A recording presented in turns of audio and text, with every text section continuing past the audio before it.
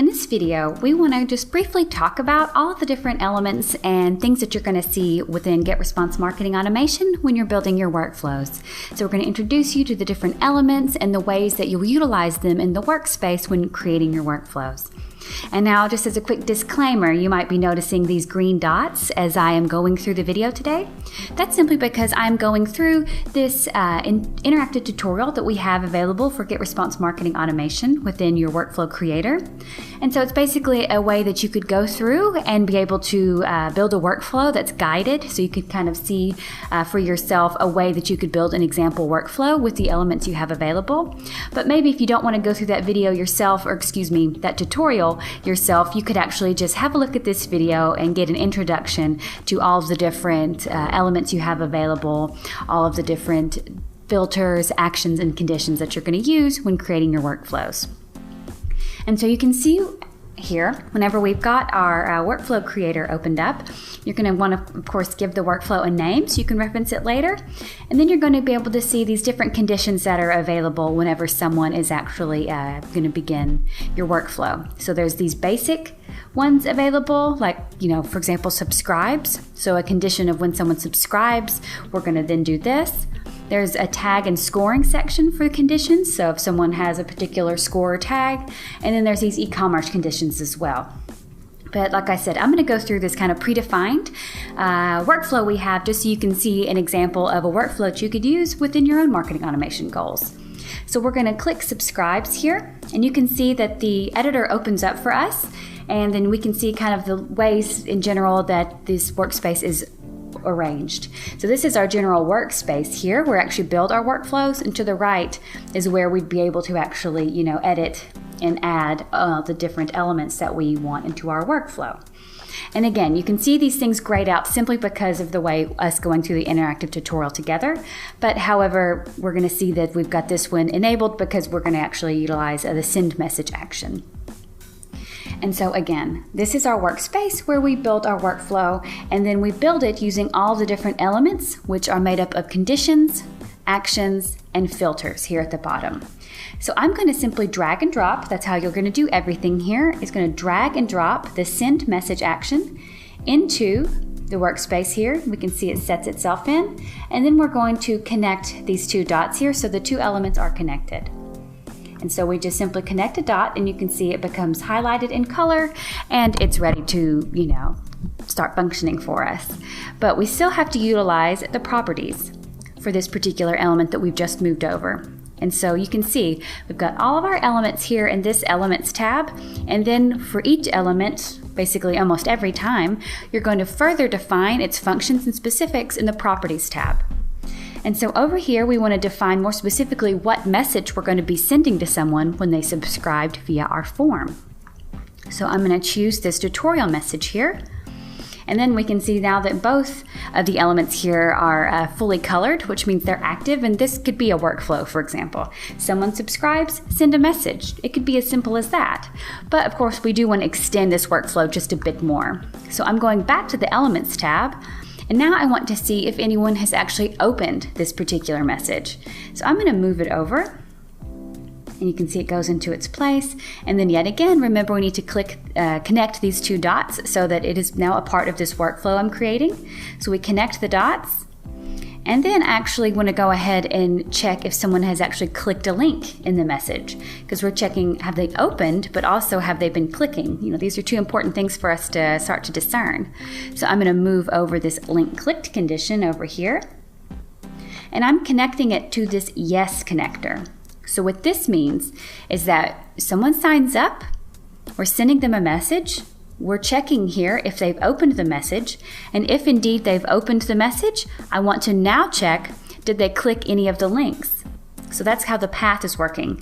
If they opened a message, we want to see if they clicked a link. And so for this link element in particular, we want to define the properties a bit more, and we want to actually specify a link. So we want to specify a specific link.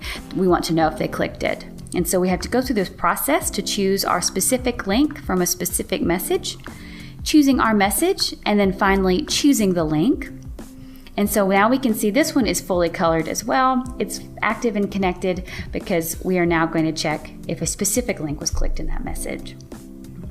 Now we want to add an additional action over into this workflow, which is going to be the tag action. So we're moving it over here, dragging and dropping, and connecting the tag action to this negative path, or the no.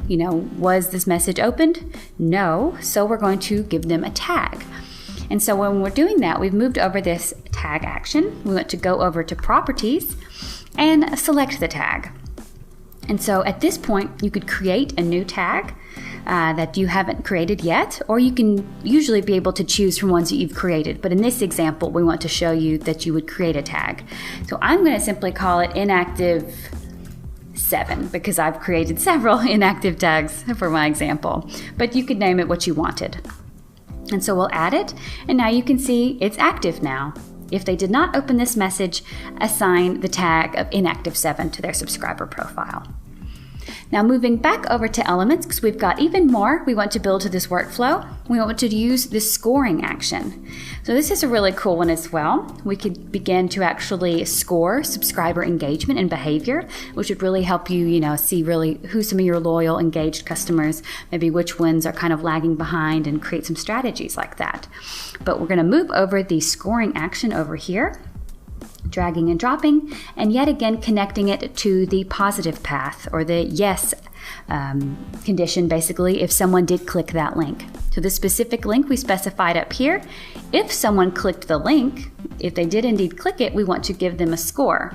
So we need to go back to properties and add points. So it's up to you how you set up your own scoring system. You need to define for yourself how much opens are worth to you, clicks, different subscriber behaviors and actions that they could take. What is it worth to you? 10 points, 100 points? So you'll set up your own scoring system if this is a way that you want to start valuing your customers or subscribers in some way. I'll say 100 points. And so if someone clicks this link, we're going to give them 100 scoring points.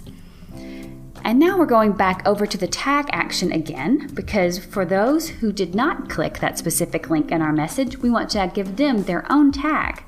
So I'm going to connect them again and go back to properties and be able to select from the tags that I already have created.